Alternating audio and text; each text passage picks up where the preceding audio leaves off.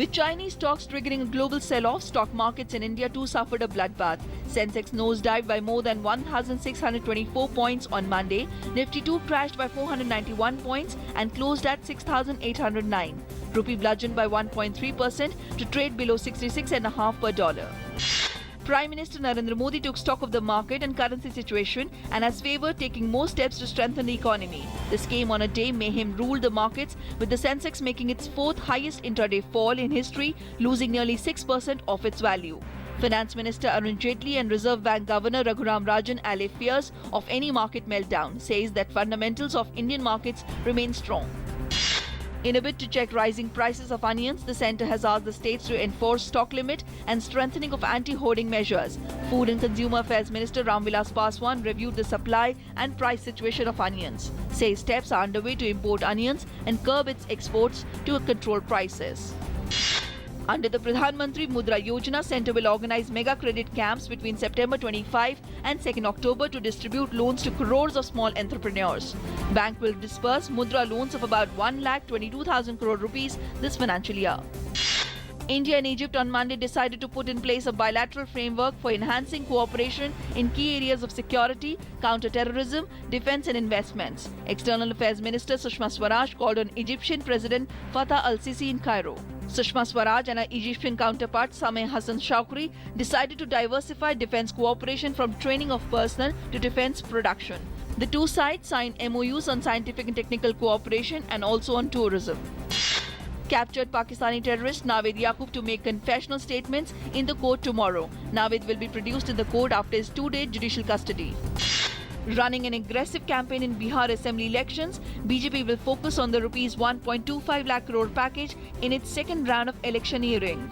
Party hopes to cash on voters who it feels are no longer swayed by issues like caste to trounce the Nitish Lalu combine. Bharatiya Janata Party will begin the second round of Parivartan Rath from Wednesday. States have agreed to go ahead with updating of land records and land titling and also the law on land leasing. The Niti Aayog will appoint a committee of experts to prepare a model land leasing law which the states can adapt to suit their local needs. E-auctioning of the first batch of private FM radio Phase 3 channels recommenced yesterday. 84 rounds of bidding are over. At the close of 21st day of the bidding for the Phase 3 of FM radio, 94 channels in 56 cities became provisional winners, with cumulative provisional winning price of about Rs 1,134 crore against the aggregate reserve price of about Rs 459 crore. In Nepal, at least 9 people, including 6 policemen, were killed following clashes between the police and protesters. Protesters pressed their demand for creation of separate Tharuhad province in West Nepal. 2 buildings collapsed during heavy flooding in northeastern Turkey, killing at least 8 people. 2 people were still missing and heavy rain was continuing into Monday evening, cascading water knocking down trees and inundating houses and streets in the area. North Korea and South Korea have reached an agreement to de-escalate tensions on the Korean peninsula. South Korea will get the apology it demanded over recent military escalation by the North, and the South will stop broadcasting propaganda that infuriated the North. UN Secretary General Ban Ki-moon said he was appalled by reports that Islamic State militant has demolished a temple in Syria's ancient Palmyra. IS fighters packed explosives in the Baal Shamin temple and blew up the shrine on Sunday. Recalling that destroying world cultural sites was a war crime, the UN chief called on world governments to unite and act swiftly to put a stop to this terrorist activity.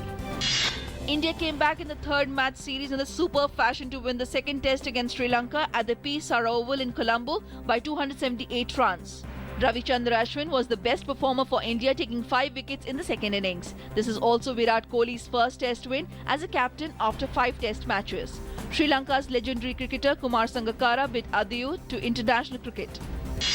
Double Olympic champion Jamaica's Shelly Ann Fraser-Pryce rallied to claim an unprecedented third World Championship 100 meters title in 10.76 seconds at the Bird's Nest Stadium in Beijing.